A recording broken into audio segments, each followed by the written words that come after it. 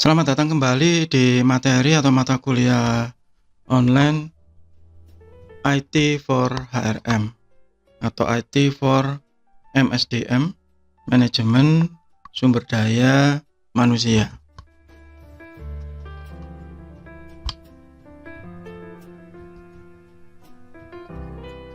Kita masih di bab tentang redesigning organization with information system.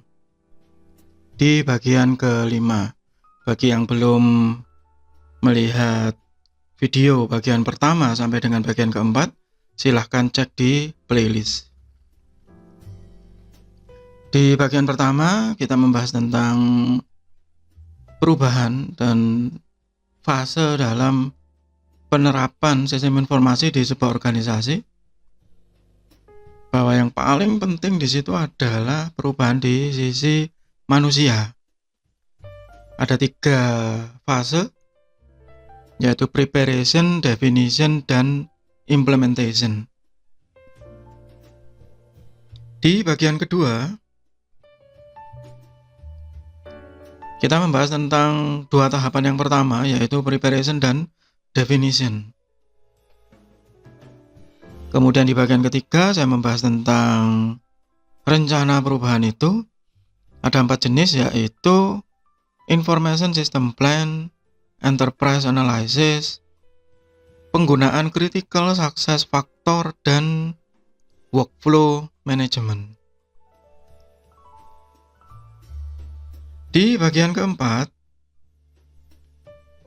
saya membahas tentang 4 tahapan structural change, mulai dari automation, mengotomatiskan tugas-tugas yang sudah ada, rationalization of procedure, merasionalisasikan prosedur, streamlining prosedur, hingga ke business process reengineering yang akan dibahas di bagian ini.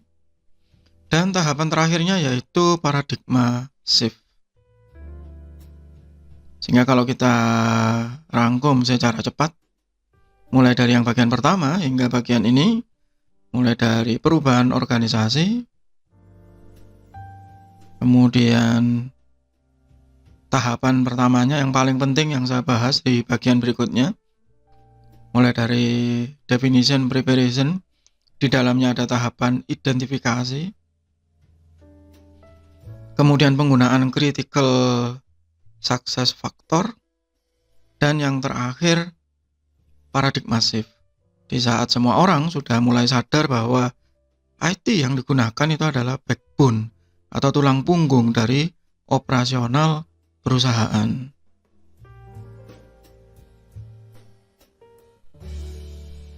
Jika sudah sampai ke tahapan paradigma shift, maka kita seharusnya sudah mampu melakukan business process reengineering. Di dalam tahapan BPR atau business process reengineering, yang pertama adalah memahami, understanding which process need improvement. Mana yang harus di-improve, mana yang harus ditingkatkan. Yang baik biarkan saja, yang kurang kita perbaiki.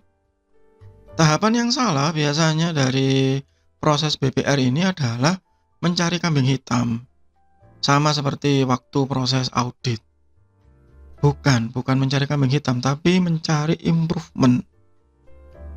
Measuring performance of existing process as baseline. Jadi, yang sudah ada itu kita anggap garis start yang baru.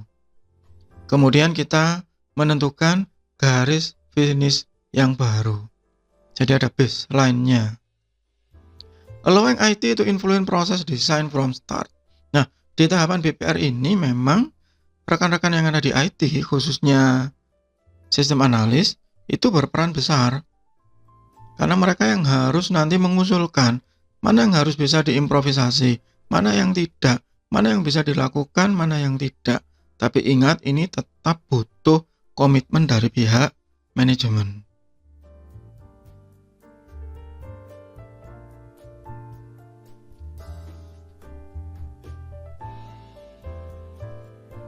Sehingga kita perlu melakukan benchmarking.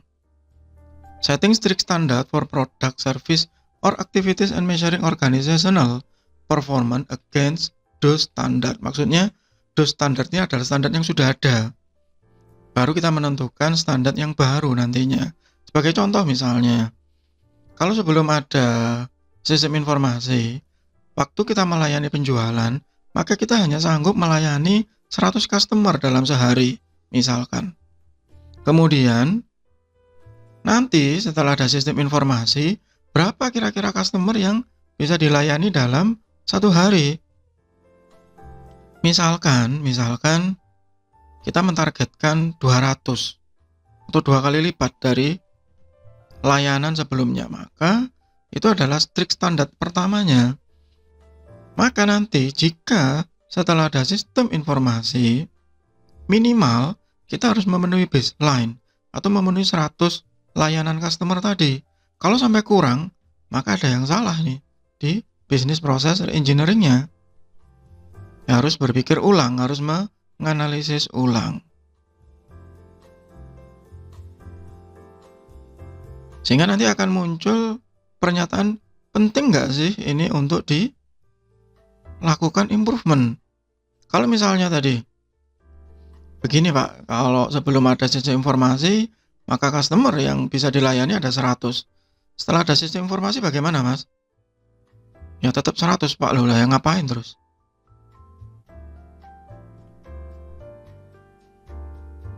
Berarti tidak ada benchmarkingnya, begitu. Nah itu yang paling penting harus diidentifikasi terlebih dulu. Mana yang fungsinya paling baik, mana yang fungsinya paling jelek. Kalau sudah fungsinya jelek, kualitasnya jelek, maka kita bukan lagi melakukan bisnis proses engineering, tapi forward engineer yang memang itu harus dibongkar.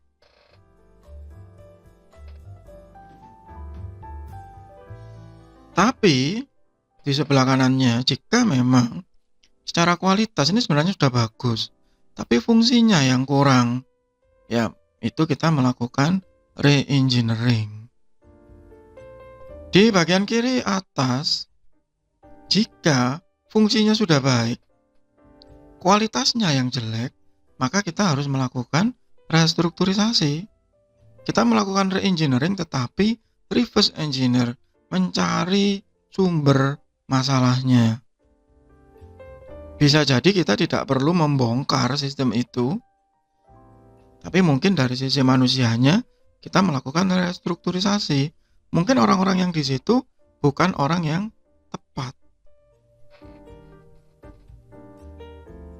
Tetapi jika secara fungsional sudah bagus, secara technical quality sudah bagus, sudah, biarkan saja. Do nothing.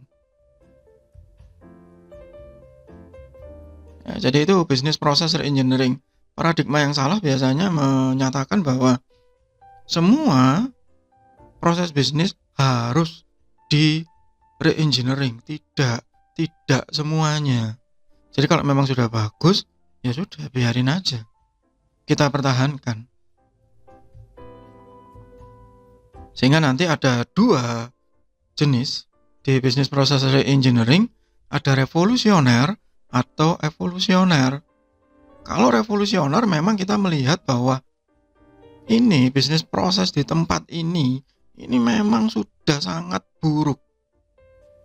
Ya, beberapa teman-teman kalau di IT biasanya bilang dengan bahasa yang lebih kasar ya, bobrok ini Pak sudah. Ini harus kita rubah. When all the changes are provided in a short period of time and have quite significant differences with a previous system. Jadi ini memang harus dirubah total.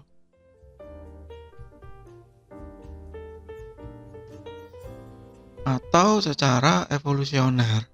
Jadi pelan-pelan. Combination of re-engineering with method of business process optimization.